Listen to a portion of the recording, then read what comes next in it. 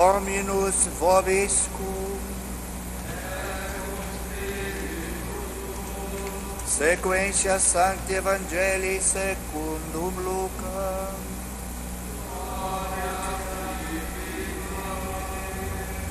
In illo tempore dixit Iesus Phariseis parabolam: Homo quidam fecit cenam agnam et vocavit multos, et misit servum sum hora cene dicere invitatis, ut venirit quia iam parata sunt omnia, et ceperum simul omnes excusare.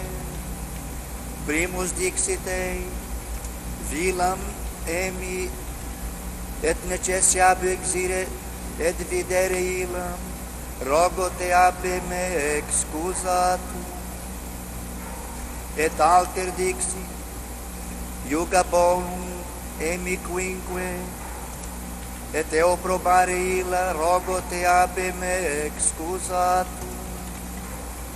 Et alius dixit, uxorem duxi, et idio non possum venire.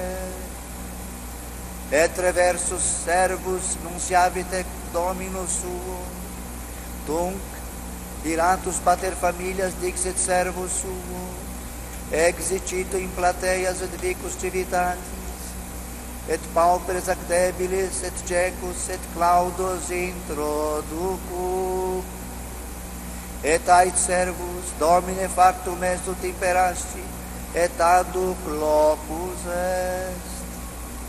Et ai Dominus servum, ex in vias et serpes, et compelle intrare ut impleatur domus mea.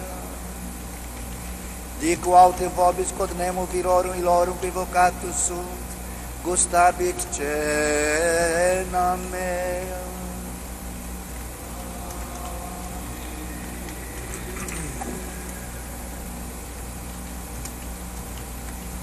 Naquele tempo, disse Jesus aos fariseus a seguinte parábola: um homem tinha feito um grande jantar, para o qual tinha convidado muitos.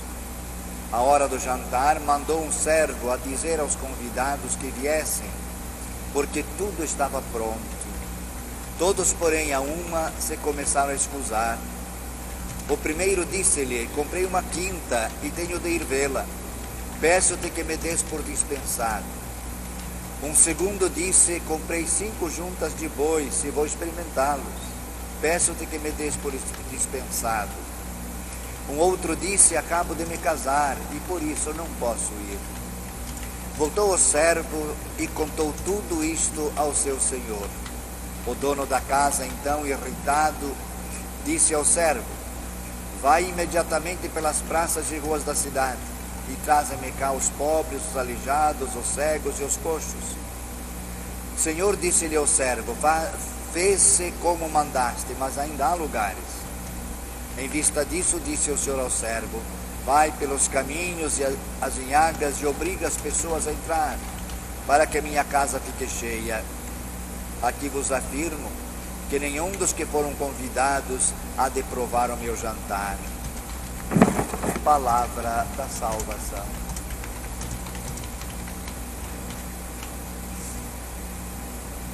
Amados irmãos e irmãs no Senhor, mais uma vez, com a parábola, Jesus nos mostra a necessidade do nosso desapego às coisas materiais, às coisas deste mundo. Sem dúvida nenhuma, que todas essas desculpas, o objetivo dessas desculpas, teriam sua justificação na sua hora, porém, e no seu lugar.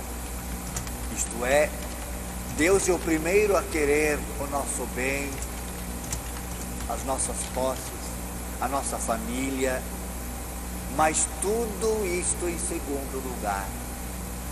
Procurai em primeiro lugar o reino de Deus e a sua justiça, e tudo o resto vos será dado por acréscimo. Nós temos, é claro, grandes valores na vida, e por eles nós lutamos. E o maior deles, sem dúvida nenhuma, é a família. Mas mesmo assim, Jesus quer de nós uma abnegação. Mesmo considerando a família, em primeiro lugar deve ficar Deus, Cristo. Aquele que não deixar pai, mãe, irmão, irmã, mulher, casas e campos por minha causa, não é digno de mim. Logicamente que Jesus não está destruindo a família, mas Ele está dizendo: jamais deixe suas obrigações religiosas por causa de questões de família. Primeiro vá se encontrar com Deus, depois cuida da sua família. Primeiro vá cuidar dos mandamentos da lei de Deus, vá ao culto, vá à missa, depois vá ver a sua fazenda, vá ver seus animais, etc. Jesus está a nos dizer exatamente isso. Não condena nada deste mundo, porque seria uma contradição. Tudo que é no mundo é criatura de Deus, e tudo foi feito para o bem do homem, mas para ser usado na hora certa, na medida certa e, sobretudo, na intenção certa. Para que tudo o que fizermos neste mundo coincida com aquilo que diz o apóstolo Paulo: quer comais, quer bebais, quer façais qualquer outra coisa, fazei tudo para a glória de Deus. Se fizermos assim, nós estaremos respeitando plenamente a obra de Deus, e mais ainda plenamente a vontade de Deus a respeito dessas coisas. Mas o que nos chama muito a atenção ainda neste Evangelho é a maneira dos convites. Vejam bem, os que foram especialmente convidados não vieram, exatamente por esses motivos.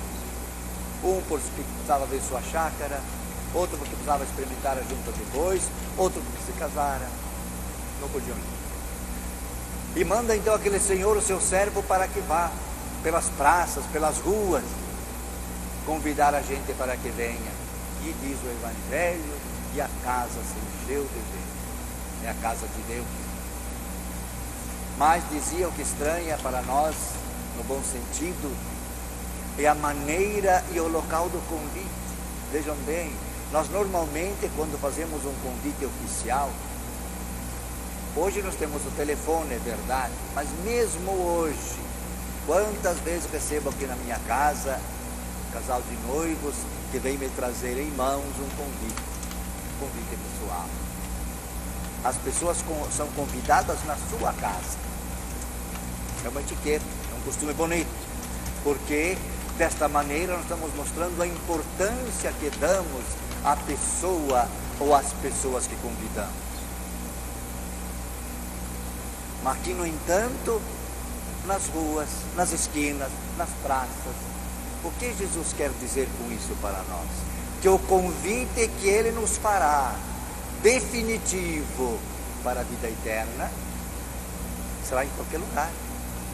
Pode ser numa cama de hospital, pode ser na cama em casa, cercado dos familiares, pode ser de repente, pode ser num acidente, numa esquina, numa praça.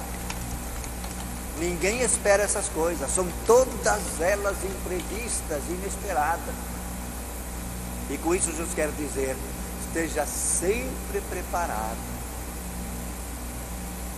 Como o próprio Cristo disse: vigiai e orai, porque a hora em que menos pensardes, o Filho do Homem virá.